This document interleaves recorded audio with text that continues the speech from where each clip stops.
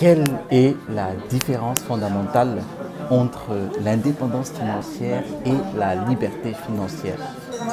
Certains marketeurs vont vous proposer un business pour devenir libre financièrement. Alors, il y a certains amalgames entre ces deux termes, donc indépendance financière et liberté financière, car dans ces informations, ces marketeurs-là ont sauté une étape fondamentale, c'est de bien préciser cette différence.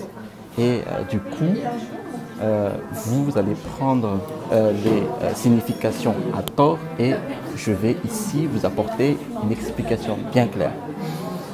Alors, lorsque vous créez un business, c'est-à-dire un business qui ne dépend pas de l'État, c'est-à-dire un business qui vous génère de l'argent sans travailler pour un patron, une entreprise ou une grande société, donc travailler suivant la loi de la société, et vous générez ne serait-ce qu'un euro avec ce business, vous êtes indépendant financièrement.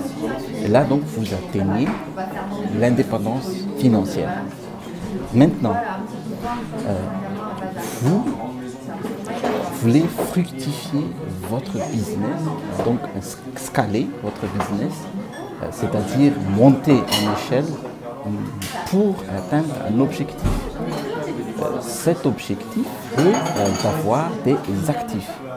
Alors, par exemple, si vous voulez acheter un patrimoine immobilier ou un patrimoine boursier, donc un appartement ou des actions dans des entreprises, et ces actions vont vous générer des actifs, donc ce sont des revenus mensuels, voilà, qui vous tombent directement dans votre compte bancaire automatiquement sans que vous ayez à intervenir, donc sans que vous ayez à dépenser du temps sur l'acquisition de ces gains.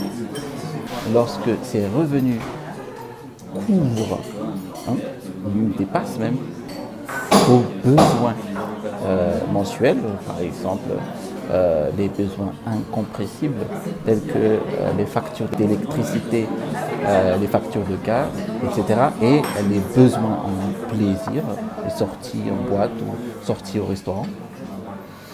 À ce moment-là, vous devenez libre financièrement. Maintenant, les personnes qui sont riches possèdent beaucoup de patrimoine financier, c'est-à-dire par exemple, c'est un riche du Moyen-Orient possède des châteaux en France, ce sont des patrimoines immobiliers, ils sont riches en actifs, on va dire ça, comme ça, parce qu'ils possèdent des patrimoines qui vaut des millions installés partout. Donc, ce sont des patrimoines immobiliers ou boursiers, comme je l'ai dit tout à l'heure, mais qui leur génèrent tous les mois, périodiquement, des revenus automatiques. Voilà, retenez bien les revenus automatiques. Très important, les revenus passifs. Voilà, tel est le but final en fait de la création d'un business. La création d'un business en lui-même, en tant qu'entrepreneur, est juste un moyen pour générer des revenus passifs. Voilà. J'espère que je vous ai bien éclairci sur le sujet. À bientôt et je vous dis, restez toujours curieux.